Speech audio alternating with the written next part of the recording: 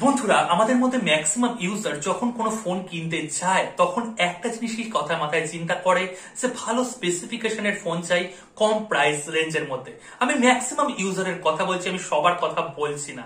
আর যখন তোমরা এই ব্যাপারটা চিন্তা করো যে ভালো স্পেসিফিকেশনের একটা ফোন দরকার কম প্রাইসের মধ্যে, তখন সর্বপ্রথম এই মুহূর্তে একটা কোম্পানির নামে মনে আসে, সেটা হচ্ছে রেডমি কোম্পানি।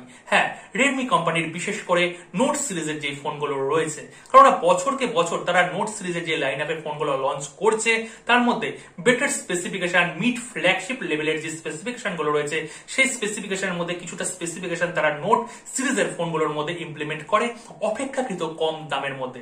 যেমন তারা রিসেন্ট যে নোট 10 লাইন আপের ফোনগুলোকে লঞ্চ করেছে তার মধ্যে হাই রিফ্রেশ রেট আছে, সুপার অ্যামোলেড প্যানেল আছে, এছাড়াও 108 মেগাপিক্সেল মানে 108 এমপির ক্যামেরা আমরা কম প্রাইসিং এর মধ্যে সর্বপ্রথম রেডমি কোম্পানির থেকেই অফার এই জিনিসটা পেয়েছি।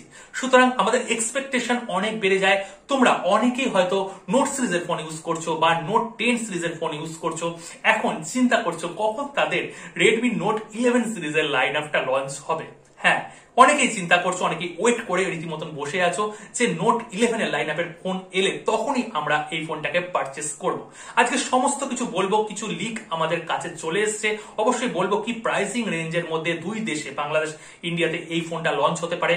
অবশ্যই ভিডিওটাকে একটা লাইক করে দাও আর ভিডিওটাকে অবশ্যই শেষ পর্যন্ত দেখার অনুরোধ রাখলাম। আর যারা এখনো চ্যানেলটাকে সাবস্ক্রাইব করোনি, সাবস্ক্রাইব করো, নোটিফিকেশন বেল প্রেস করে অল করে দাও।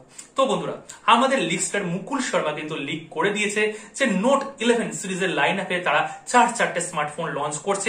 MIIT যেটা সার্টিফিকেশন ওয়েবসাইট আছে সেখানে কিন্তু লিস্টিংও হয়ে গেছে।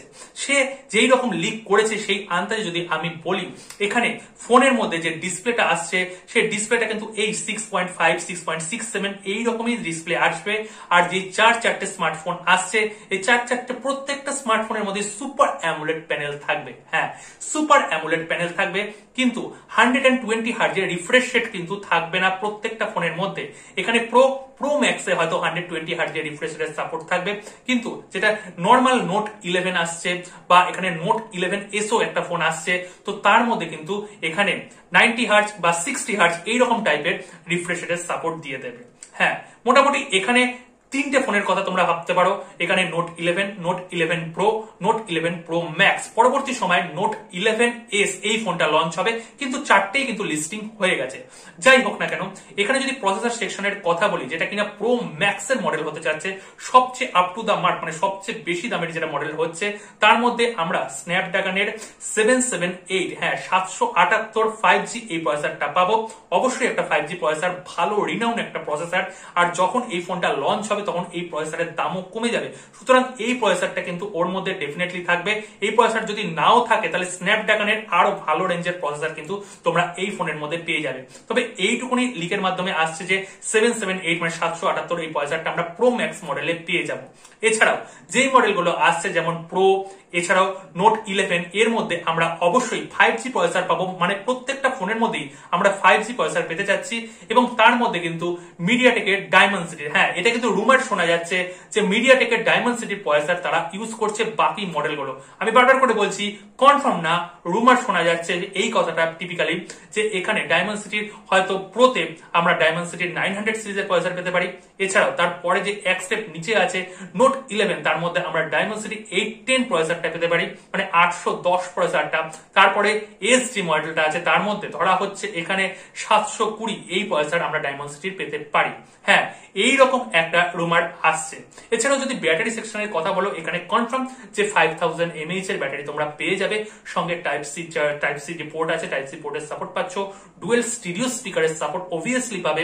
এছাড়াও সমস্ত রকমের সেন্সর যেমন থাকে প্রত্যেকটা সেন্সরই পেয়ে যাবে।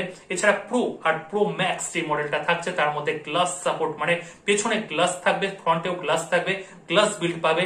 এবং নোট 11 যে ফোনটা রয়েছে তার মধ্যে কিন্তু প্লাস্টিকের বিল্ড পাবে, এখানে কিন্তু কোনো গ্লাস বিল্ড থাকছে না। যদি ক্যামেরা সেকশনের কথা বলি, ধরা হচ্ছে এখানে কোনো তারা মেগাপিক্সেলের গেম খেলবে না, মানে 108 এমপির একটা ক্যামেরা দিয়ে দিল এইরকম টাইপের কথা বলছি। এখানে তারা ধরা হচ্ছে প্রত্যেকটা মডেলের মধ্যে 50 মেগাপিক্সেলের ক্যামেরা নিয়ে আসবে, যেটা হাই এন্ড প্রাইস থাকছে, মানে প্রো ম্যাক্স প্রো থাকছে তার মধ্যে 50 মেগাপিক্সেলের সনির ক্যামেরা, যেটা কিনা OnePlus এ ইউজ হয়েছে, OnePlus Nord 2 তে ইউজ হয়েছে। এই 50 মেগাপিক্সেলের ক্যামেরাটাই হয়তো তারা মেন ক্যামেরা হিসেবে ইমপ্লিমেন্ট করবে। এছাড়া এছাড়াও নোট 11 যে ফোনটা আসছে তার মধ্যে 50 মেগাপিক্সেলের ক্যামেরা থাকবে, হয়তো সেটা স্যামসাং এর সেন্সর থাকবে। কোয়াড ক্যামেরা সেটআপ তোমরা ধরে নাও। এছাড়াও এটা 8 মেগাপিক্সেলের আলট্রা ওয়াইড ক্যামেরা থাকবে, 5 মেগাপিক্সেলের ডেপথ, 5 মেগাপিক্সেলের ম্যাক্রো হতে পারে, বা 2 মেগাপিক্সেলের ডেপথ হতে পারে, 5 মেগাপিক্সেলের ম্যাক্রো হতে পারে, যেটা কিনা নোট 10 সিরিজের যে লাইন আপটা রয়েছে সেই রকম টাইপের। এছাড়াও যদি চার্জিং এর সাপোর্টের কথা বলি, এখানে ইনবক্স শোনা যাচ্ছে 67 ওয়াটের চার্জারের সাপোর্ট তোমরা পেয়ে যাবে। অবশ্যই এখানে রেডমি নোট 11 প্রো ম্যাক্স এর কথা বলছি, ডেফিনেটলি প্রো ম্যাক্স এ যদি চার্জিং এর সাপোর্ট দেয় তাহলে 67 ওয়াটের তোমরা চার্জিং এর সাপোর্ট পেয়ে যাবে।